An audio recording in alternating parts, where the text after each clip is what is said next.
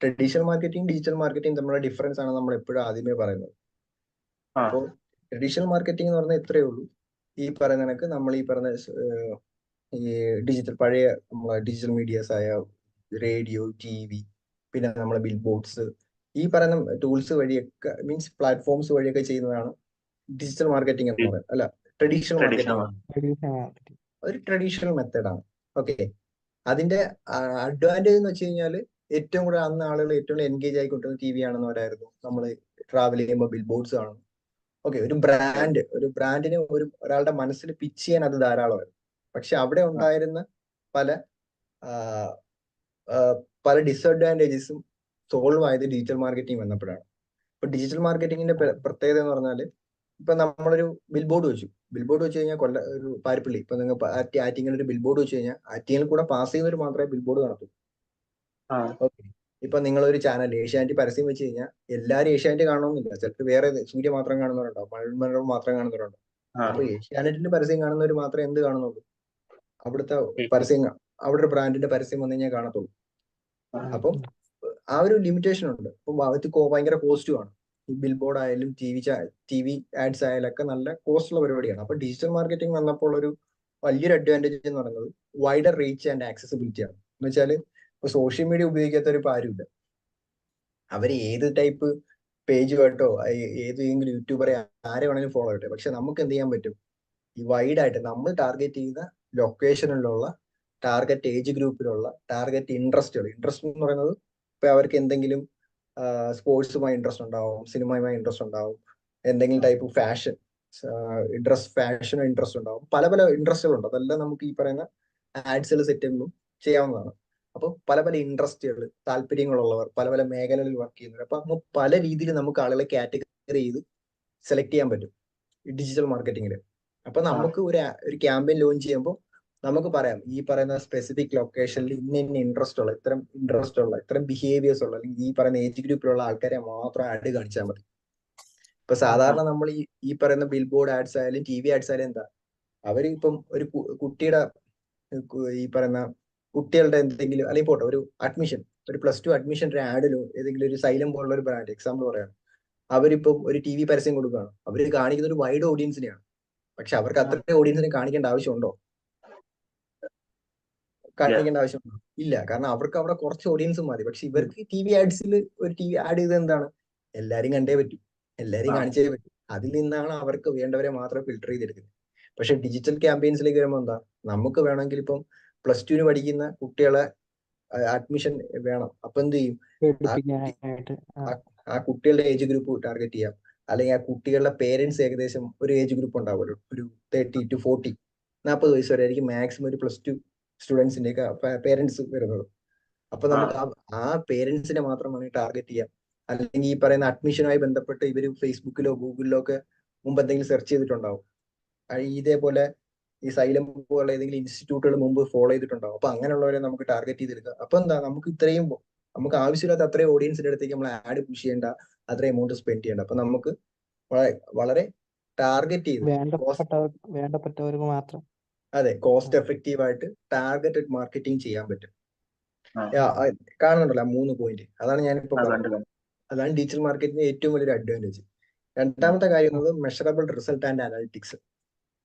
ഇപ്പൊ നമ്മള് ഈ ഒരു ക്യാമ്പയിൻസ് ചെയ്തു, ഈ പറയുന്ന സോഷ്യൽ മീഡിയ ക്യാമ്പയിൻസ്, അല്ല, ഇപ്പൊ TV ആഡ്സ് ചെയ്തു, ഫ്ലെക്സിൽ ബിൽ ബോർഡ് വെച്ചു. പക്ഷെ ഇത് കണ്ട് നമുക്ക് റിസൾട്ട് കിട്ടിയോ ഇല്ലയോ നമ്മൾ എങ്ങനെ അറിയും? ഇപ്പൊ നമ്മൾ പൊതുവെ എക്സാമ്പിൾ, ഞാൻ കഴിഞ്ഞ ജൂൺ മാസമായിരുന്നു. ഇപ്പൊ ജൂൺ മാസം ഒരു പകുതിയോടെ ഞാൻ എൻ്റെ ഒരു സ്ഥാപനം XYZ എന്ന് പറഞ്ഞ ടെക്സ്റ്റൈൽസിന്റെ ഒരു ഫ്ലെക്സ് കൊണ്ടുവന്ന് ആറ്റിങ്ങൽ ജംഗ്ഷനിൽ വെച്ചു. ആറ്റിങ്ങൽ ജംഗ്ഷനിൽ വെച്ചിട്ട് എനിക്ക് ആ ചെയ്ത ആഡ് ഏകദേശം 50,000 1 ലക്ഷം രൂപ ചിലവായെന്ന് വെച്ചു. ആ 1 ലക്ഷം രൂപ സ്പെൻഡ് ചെയ്ത് ഞാൻ അവിടെ ഒരു ആഡ് വെച്ചിട്ട് എനിക്ക് റിസൾട്ട് കിട്ടിയോ ഇല്ലയോ എന്ന് ഞാൻ എങ്ങനെ അറിയും? അതെനിക്കൊരു ലോങ് ടേം പ്രോസസ്സിൽ എൻ്റെ ഈ പാസ്റ്റ് ആയിട്ടുള്ള പർച്ചേസ് ബിഹേവിയർ അല്ലെങ്കിൽ സെയിൽസ് ബിഹേവിയർ, മുമ്പ് എനിക്ക് ആ ഒരു ജൂൺ പകുതിക്ക് മുന്നേ എത്ര സെയിൽ നടന്നിട്ടുണ്ട്, എത്ര കസ്റ്റമർ വാക്കിൻ വന്നിട്ടുണ്ട്, അതിൽ നിന്ന് എന്തെങ്കിലും ഇമ്പ്രൂവ്മെന്റ് ഉണ്ടായിട്ടുണ്ടെങ്കിൽ എനിക്ക് എന്ത് വിശ്വസിക്കാം? ആഡ് വെച്ചിട്ട് ഗുണമുണ്ട്. കാരണം സെയിൽസിൽ എന്തെങ്കിലും ഇമ്പ്രൂവ്മെന്റ് വന്നാൽ മാത്രമേ നമുക്ക് പറയാൻ പറ്റൂ. ചിലപ്പോൾ അതുകൊണ്ടായിരിക്കാം, ചിലപ്പം ഈ പറഞ്ഞ ബിൽ ബോർഡ് വെച്ചുകൊണ്ടതായിരിക്കാം, അല്ലെങ്കിൽ ചിലപ്പോൾ വേറെ എന്തെങ്കിലും റീസൺ ആയിരിക്കാം. നമുക്ക് ഒരു പ്രോപ്പർ ഒരു മെഷർ ചെയ്യാൻ പറ്റത്തില്ല. നമ്മൾ ചെയ്ത ക്യാമ്പിന് എന്തുമാത്രം റിസൾട്ട് ആയിരുന്നു, എന്തുമാത്രം ആൾക്കാർ കണ്ടെന്ന് നമുക്ക് അറിയാൻ പറ്റും. റോഡിൽ കൂടെ പോയി എത്രയോ ആളുകൾ പോകും, അതിൽ എത്ര പേര് കണ്ടെന്ന് നമുക്ക് അറിയാൻ പറ്റും? പറ്റില്ല. പറ്റില്ല. കാരണം ഈ ആഡ് വെച്ച് ഞാൻ എന്റെ കമ്പനിയുടെ ഈ പരസ്യം എത്ര പേര് കണ്ടു എന്ന് എനിക്കറിയത്തില്ല. ഈ ബിൽ ബോർഡ് വെച്ചത് എത്ര പേര് കണ്ടു എന്ന് എനിക്കറിയത്തില്ല. എത്ര പേര് അത് കണ്ടു വന്നു എന്ന് എനിക്കറിയത്തില്ല. പക്ഷെ ഡിജിറ്റൽ മാർക്കറ്റിംഗിലാണെങ്കിൽ എന്ത് ചെയ്യാൻ പറ്റും? നമ്മൾ ഈ സോഷ്യൽ മീഡിയ പ്ലാറ്റ്ഫോം വഴി ചെയ്യുന്ന ഓരോ ആഡ്സിലും എത്ര ആൾക്കാരുടെ അടുത്തെത്തി, എത്ര ആൾക്കാർ നമ്മൾ ആഡ് കണ്ട് ക്ലിക്ക് ചെയ്തു, ആഡ് ക്ലിക്ക് ചെയ്തു. അപ്പൊ ആഡ് ക്ലിക്ക് ചെയ്തിട്ട് നമ്മൾ പല പല ഡെസ്റ്റിനേഷൻസ് അല്ലെങ്കിൽ ഗോൾസ് പറഞ്ഞു കൊടുക്കും. ഇപ്പൊ എന്റെ ഒരു ആഡ് ചെയ്യുന്നത് എന്റെ ഒരു വെബ്സൈറ്റിൽ വന്ന് ഒരു പേജ് വിസിറ്റ് ചെയ്യുക എന്ന് ഞാൻ ഉദ്ദേശിക്കുന്നുള്ളൂ. അങ്ങനെ അല്ലെങ്കിൽ എന്റെ ഒരു ഫോം ഫില്ല് ചെയ്യുക, ഒരു ലാൻഡിംഗ് പേജ് ഉണ്ടാവും, അല്ലെങ്കിൽ ഒരു കോൺടാക്ട് ഫോം ഉണ്ടാവും, അവരെ കോൺടാക്ട് ഡീറ്റെയിൽസ് ഷെയർ ചെയ്യുന്ന ഒരു കോൺടാക്ട് ഫോം ഉണ്ട്, അത് ഫില്ല് ചെയ്ത് തരണം. ഈ ആഡ് കണ്ടിട്ട് അവർ ചെയ്യേണ്ട ടാസ്ക് അതാണ്. അല്ലെങ്കിൽ എന്റെ ഒരു പ്രോഡക്റ്റ് പർച്ചേസ് ചെയ്യണം. അപ്പോൾ നമുക്ക് ഡിജിറ്റൽ മാർക്കറ്റിങ്ങിന് നമ്മൾ ഓരോ സ്പെസിഫിക് ഗോൾ അനുസരിച്ച് നമ്മളൊരു ക്യാമ്പയിൻ ഡിസൈൻ ചെയ്ത് കഴിഞ്ഞാൽ നമുക്ക് ഇതിന്റെ ബാക്ക് എൻഡ് അനാലിറ്റിക്സ് എന്ന് മനസ്സിലായോ? അനാലിസിസ് ആയിട്ടുള്ള ഗ്രാഫും കാര്യങ്ങളും വരുന്ന നമ്മൾ അനാലിറ്റിക്സ് ആണ്. കാരണം ഓരോന്നിന്റെ പെർഫോമൻസ് നമുക്ക് മെഷർ ചെയ്യാൻ പറ്റും. എത്ര ആൾക്കാർ നമ്മൾ ആഡ്സ് കണ്ടു, അവർ ഈ ആഡ്സ് കണ്ടിട്ട് അവർ എന്തൊക്കെ ആക്ഷൻസ് എടുത്തു. ഒരാൾ നമ്മൾ ആഡ് കണ്ടിട്ട് പോയോ ഇല്ലയോ, അത് കണ്ടിട്ട് നമ്മൾ ഏതെങ്കിലും പേജിൽ പോയോ, ഏതെങ്കിലും സ്പെസിഫിക് പേജിൽ പോയോ, അല്ലെങ്കിൽ സ്പെസിഫിക് പ്രോഡക്റ്റ് ക്ലിക്ക് ചെയ്തോ, അതെല്ലാം നമുക്ക് അറിയാൻ പറ്റും. അപ്പം ഡിജിറ്റൽ മാർക്കറ്റിംഗ് പ്രത്യേകിച്ച് മെഷർ കണ്ട് മനസ്സിലാക്കാൻ പറ്റുള്ളൂ. ഏതാ നമ്മൾ ആഡ് അല്ല നമ്മളിപ്പോ ചെയ്യുന്ന ഒരു ആഡ് ആണെങ്കിൽ പോലും നമുക്ക് അറിയാൻ പറ്റൂല എത്ര പേര് കണ്ടെന്ന്. അതെ അതെ അതെ. കാരണം ആഡ്സ് എന്ന് പറയുമ്പോൾ തന്നെ നമ്മുടെ ഓർഗാനിക് ക്യാമ്പയിൻസും ഉണ്ട്, പെയ്ഡ് ക്യാമ്പയിൻസും ഉണ്ട്.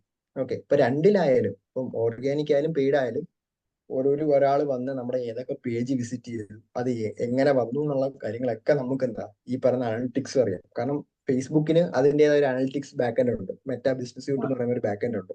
അത് എനിക്ക് പിക്സൽ എന്ന് പറയുന്ന വേറൊരു ടൂൾ ഉണ്ട്. ഗൂഗിളിലാണെങ്കിൽ ഗൂഗിൾ അനലിറ്റിക്സ് എന്ന് പറയുന്ന ടൂൾ ഉണ്ട്. കുറെ ടൂൾസ് ഉണ്ട്. ഇപ്പൊ നിങ്ങൾ കുറെ ടൂൾസിൽ പഠിക്കേണ്ട ആവശ്യമുണ്ട്. ഓക്കെ, അതൊക്കെ സിമ്പിൾ ആണ്, പക്ഷെ പഠിക്കാൻ ഒരു ഇൻട്രസ്റ്റ് കാണിച്ച് നമുക്ക് പഠിച്ചെടുക്കാൻ പറ്റും. പക്ഷെ ബേസിക്കലി നമുക്ക് ഡിജിറ്റൽ മാർക്കറ്റിംഗ് ഈ പറയുന്ന ഡേറ്റ ഡ്രിവൺ ആയിട്ടുള്ള ഡിസിഷൻസ് നമ്മൾ എടുക്കുന്നത്. എന്ന് വെച്ചാൽ നമുക്ക് ഈ പറയുന്ന ഓരോ ക്യാമ്പയിൻസ് ചെയ്യുമ്പോൾ എന്തുമാത്രം റീച്ച് വരുന്നുണ്ട്. ഇപ്പൊ നമുക്കറിയാൻ പറ്റും. ഇപ്പം ഒരു ആഡ് ചെയ്തിട്ട് നിങ്ങൾ അതിനെ ഗോൾ കൊടുത്തേക്കുന്നത് ഈ പരസ്യം കാണുന്ന ഒരാള് നമുക്കുള്ള ഒരു പ്രോഡക്റ്റിന്റെ പേജ് വിസിറ്റ് ചെയ്യാം. ഒരു മെൻസിന്റെ പുതിയൊരു ടൈപ്പ് ജോഗർ ആഡ് നമ്മൾ ലോഞ്ച് ചെയ്തു, ഒരു മെൻസ് വെയറിന് വേണ്ടി എക്സാമ്പിൾ.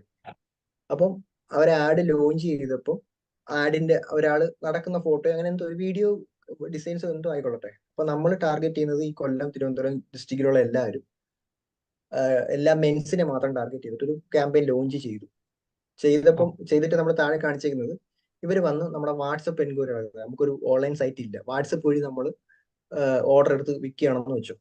ഓക്കെ, അപ്പം ഇപ്പം കുറെ ആളുകൾ കണ്ടു, പക്ഷെ വാട്സപ്പ് ബട്ടൺ ക്ലിക്ക് ചെയ്യുന്നില്ല, അല്ലെങ്കിൽ ക്ലിക്ക് ചെയ്യുന്നുണ്ട് പക്ഷെ നമുക്ക് ആ ഒരു കോൺവെർസേഷൻ നടക്കുന്നില്ല. അപ്പൊ നമുക്ക് എന്ത് മനസ്സിലാവും? ഇത്രയും ആളുകൾ കണ്ടിട്ടും ഈ ഒരു ആക്ഷൻസ് പ്രോപ്പറായിട്ട് നടക്കുന്നില്ലെങ്കിൽ അവിടെ എന്തോ പ്രശ്നമുണ്ട്.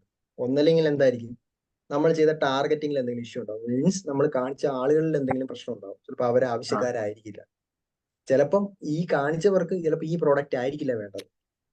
അപ്പൊ നമുക്ക് തീരുമാനിക്കാൻ പറ്റും ഈ ക്യാമ്പയിൻ സക്സസ്ഫുൾ ആണോ, എന്തെങ്കിലും ചേഞ്ച് വരുത്തണോ. അപ്പൊ ഇതെല്ലാം നമുക്ക് ഈ പറയുന്ന ഡേറ്റാസ് വെച്ചിട്ടാണ് നമ്മൾ ഈ ക്യാമ്പയിൻസിന്റെ ബാക്ക് എൻഡ് ഡേറ്റ മെഷർ ചെയ്തും ഈ അനാലിറ്റിക്സും വെച്ചിട്ടാണ് നമ്മൾ ആ ഒരു പുതിയ ഡിസിഷൻസ് എടുക്കുന്നത്.